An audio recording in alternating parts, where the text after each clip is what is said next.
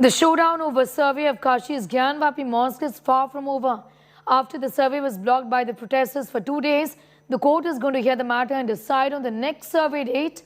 AIMMI chief Asauddin Owaisi has condemned Varanasi court's order on surveying the Gyanvapi Shringar Gauri complex and alleged that the court was opening way for anti-Muslim violence. The issues over the mosque adjacent to Kashi Vishwanath temple. The Hindu side has claimed that the mosque was built by Mughal Aurangzeb after destroying a temple. The petitioner has sought the restoration of the temple at the mosque site. The court has ordered an ASI survey for fact-finding into the matter.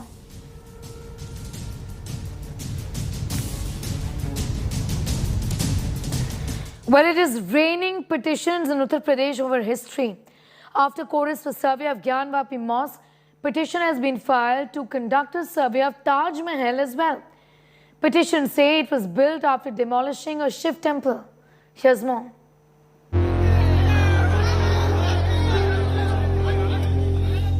It's raining petitions in Uttar Pradesh to dig into history, to survey mosques and mausoleums, to uncover if they were built over temples and on Hindu deities. After the Ayodhya dispute settled, a dispute that dragged for decades, occupied the center stage of religious politics in India. The legal spotlight now is on the Gyanvapi Mosque, Varanasi. Petitions by 5 women asking to be allowed to pray at a Hindu shrine behind Varanasi's Gyanvapi Mosque complex is building up into a flashpoint in Uttar Pradesh. The women want unrestricted year-long access to Ma Shringar Gauri site located at the back of the mosque's western wall. The site is currently opened once a year for rituals. On the basis of the petitions, a survey was ordered by a local court. The survey has not been fully completed because of a dispute over videography inside the mosque. The caretaker committee of the Gyanvapi Mosque and its lawyers have said they are opposed to any videography inside the mosque, but the lawyers for the petitioners have claimed they had the court's go-ahead. A new date for the survey will now be announced by the court on Tuesday. However, another controversy brews. Adding fuel to the already heated socio-political situation in India, a plea has now been filed by BJP media in charge of Ayodhya district, Dr. Rajneesh Singh, in the Lucknow bench of the Allahabad High Court, to carry out a survey inside Agra's iconic Taj Mahal. The petitioner has asked the court to give directions to the Archaeological Survey of India to investigate 22 closed doors of the Taj Mahal, claiming they are Hindu deities in these rooms. There are 2 views to these recent developments. One that stands by rectification of historical injustices. The other, which says, why rake up history, which by nature is about versions and interpretations? The question, however, is, how far will we go?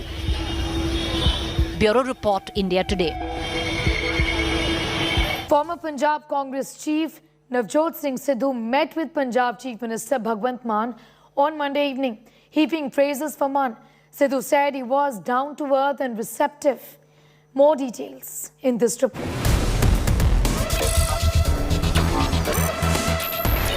Poles apart in politics. Bhajpa की रंधावा से नहीं बनती, रंधावा की बिट्टू से नहीं बनती, बिट्टू की सिद्धू से नहीं बनती, सिद्धू की किसी से भी नहीं बनती. डिफेक्टो मुख्यमंत्री ਇਹਦਾ ਨਾਂ ਰੱਖਤਾ ਐਲਾਨਵੰਤ Singh. Won't really see eye to eye with each other. But when an embattled Navjot Sidhu met Chief Minister Bhagwant Mann, his praise of a political opponent raised eyebrows. ਮੈਨੂੰ ਅੱਜ ਇਹ ਮਹਿਸੂਸ ਹੋਇਆ ਕਿ ਮੈਂ ਕਿਸੇ ਚੀਫ ਮਿਨਿਸਟਰ ਨੂੰ ਨਹੀਂ ਮਿਲਿਆ. ਉਹਦੇ 'ਚ ਕੋਈ ਹਉਮਾ ਨਹੀਂ, ਕੋਈ ਹੰਕਾਰ ਨਹੀਂ. ਜਿਵੇਂ 10-15 ਸਾਲ ਪਹਿਲਾਂ ਸੀ, ਜਿਵੇਂ 6 ਮਹੀਨੇ ਪਹਿਲਾਂ ਸੀ, ਅੱਜ ਵੀ ਉਵੇਂ ਹੀ. ਕਰ ਭਾਈ ਪੀਪੀਏ ਰੱਦ. ਕਿਵੇਂ ਰੱਦ ਹੋਣਗੇ? ਸਮਾਰਟ ਪੀਪੀਏ ਸਾਈਨ ਕਰੋ, ਟੈਰਿਫ ਆਰਡਰ ਕਰੋ ਪਬਲਿਕ ਇੰਟਰਸਟ ਦੇ ਵਿੱਚ, ਔਰ ਕਹੋ ਕਿ ਲੋਕਾਂ ਨੂੰ ਜਿਹੜੀ ਬਿਜਲੀ 2 ਰੁਪਏ ਦੀ ਮਾਰਕੀਟ ਦੇ ਵਿੱਚ 17 ਦੀ ਕਿਉਂ ਮਿਲੇ? ਦਿਓ ਡਾਇਰੈਕਟਿਵ, ਠੋਕ ਕੇ ਡਾਇਰੈਕਟਿਵ ਦਿਓ ਜਿਹੜਾ ਬੋਰਡ ਹੈ ਤੇ ਮੈਂਡੇਟਰੀ ਹੈ ਪਬਲਿਕ ਇੰਟਰਸਟ ਦੇ ਵਿੱਚ। ਛੜਾਓ ਜ਼ਮੀਨਾਂ ਤੇ ਲਓ ਨਾਮ, ਭਾਵੇਂ ਕੋਈ ਮੁੱਖ ਮੰਤਰੀ ਹੋਵੇ ਤੇ ਭਾਵੇਂ ਕਿਸੇ ਪਾਰਟੀ ਦਾ ਹੋਵੇ, ਠੋਕੋ ਅੰਦਰ, ਨਾਲੇ ਪ੍ਰਾਪਰਟੀਆਂ ਸੀਜ਼ ਕਰੋ। ਹਿੰਮਤ ਕਿਵੇਂ ਹੋਈ ਪੰਜਾਬ ਦੀਆਂ ਜ਼ਮੀਨਾਂ ਦੱਬਣ ਦੀ? ਜਿੰਨੀਆਂ ਜ਼ਮੀਨਾਂ ਛੜਾਈਆਂ ਮੈਂ ਤਾਰੀਫ ਕੀਤੀ ਹੈ, ਡਟ ਕੇ ਕੀਤੀ ਹੈ। ਇੱਕ ਨਵੀਂ ਸੋਚ ਪੰਜਾਬ ਦੇ ਲੋਕਾਂ ਨੇ, ਇੱਕ ਨਵਾਂ ਮੈਂਡੇਟ, ਉਹਦੀ ਮੈਂ ਰਿਸਪੈਕਟ ਕਰਦਾ। The Congress leader insisted his meeting with the Chief Minister centered around reviving Punjab's economy and tackling business mafias. But the timing was curious. Navjot Sidhu's endless attacks on the Congress government before the elections and his cold shouldering of his successor in Punjab, Congress has left him alienated within the party. The Congress High Command is likely to take action against the former PCC chief, now widely blamed for party's shameful defeat in 2022 assembly elections. The ruling Aam Aadmi Party was, however, blunt in its reception. The state's transport minister called Sidhu a defeated and rejected person who the chief minister obliged with a meeting. Sidhu ਨਾ ਤੇ ਮੰਤਰੀ ਨੇ, ਨਾ MLA ਤੇ ਨਾ ਕੋਈ ਉਹ ਸੰਸਦ ਨੇ। ਇੱਕ ਆਮ ਇਨਸਾਨ ਨੇ, ਹਾਰੇ ਹੋਏ ਲੋਕਾਂ ਦੇ ਨਕਾਰੇ ਹੋਏ ਇੱਕ ਆਮ ਬੰਦੇ ਨੇ। ਤੇ ਕਿੱਡਾ ਵਧੀਆ ਸਿਸਟਮ ਚੱਲ ਰਿਹਾ। ਵਾਕਈ ਲੋਕਾਂ ਨੂੰ ਮਾਣ ਹੈ ਕਿ ਆਮ ਆਦਮੀ ਪਾਰਟੀ ਆਮ ਲੋਕਾਂ ਦੀ ਪਾਰਟੀ ਆ। ਇੱਕ ਹਾਰੇ ਹੋਏ ਨਕਾਰੇ ਹੋਏ ਇੱਕ ਆਮ ਬੰਦੇ ਨੂੰ ਸਾਡੇ ਮਾਨਯੋਗ ਮੁੱਖ ਮੰਤਰੀ ਸਰਦਾਰ ਭਗਵੰਤ ਸਿੰਘ ਮਾਨ ਜੀ ਨੇ ਟਾਈਮ ਦਿੱਤਾ। On its part, the Congress leadership is fully seized of the frustration within over Sidhu. A complaint against him was shot off formally late last month to Congress chief Sonia Gandhi. Sidhu's meeting with the chief minister at a time when the opposition is cornering the Aam Aadmi Party over a range of issues has annoyed the Congress further. If we still keep on running in different directions, if we still start pursuing our own individual agendas, somehow the party starts suffering. Even if he wants to meet the CM, no issue about it. But he must take the CLP and the PCC president into confidence. And the agenda cannot be his own. It has to be the party's agenda. His posturing notwithstanding, Sidhu's trademark tantrums appear to be catching up with him, at least for now. With Manjeet Sehgal, Bureau Report, India Today.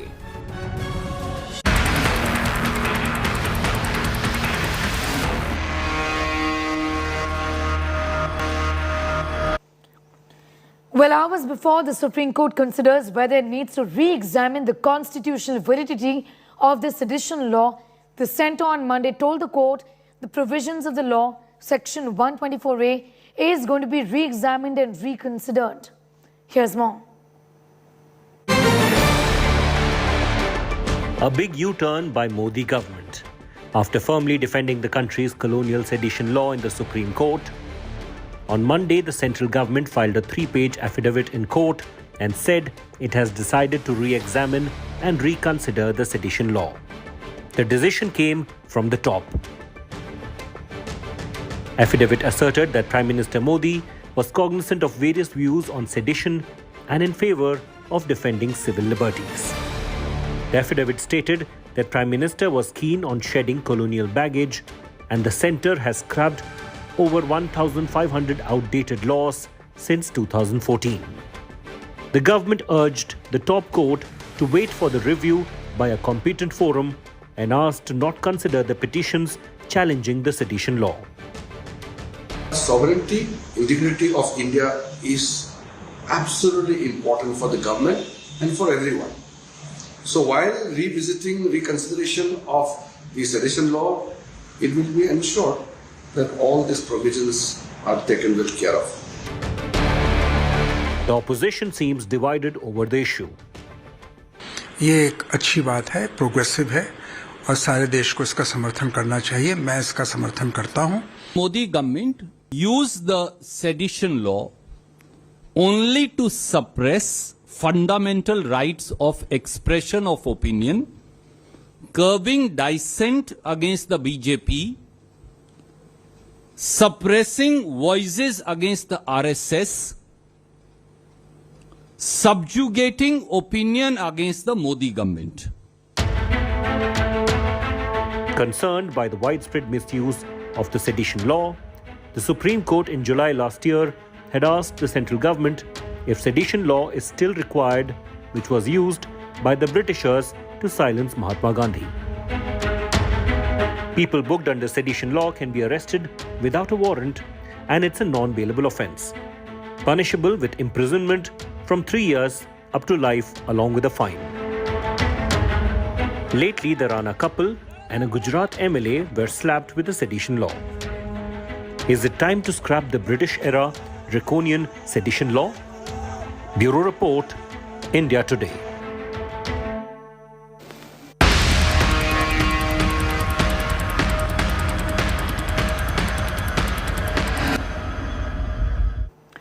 Well, the Sri Lankan crisis deepened on Monday, pushing the country on the brink of a civil war. Homes of several sitting and former ministers, members of parliament and mayors have been set afire by protesters. The house of Sri Lanka's Prime Minister, Mahinda Rajapaksa, who put in his papers yesterday, was set afire. Rajapaksa left his official residence, Temple Trees, early this morning after military cleared the protesters. The government has imposed a nationwide curfew till Wednesday. One ruling party MP was killed during the protest. The pressure is on President Gotabaya Rajapaksa to resign now after the resignation of his brother. Sri Lanka has been propelled into a crisis over decades of economic mismanagement, which only worsened under the control of the Rajapaksas. Now, Sri Lanka has over $4 billion of foreign debt, with its foreign reserves completely depleted.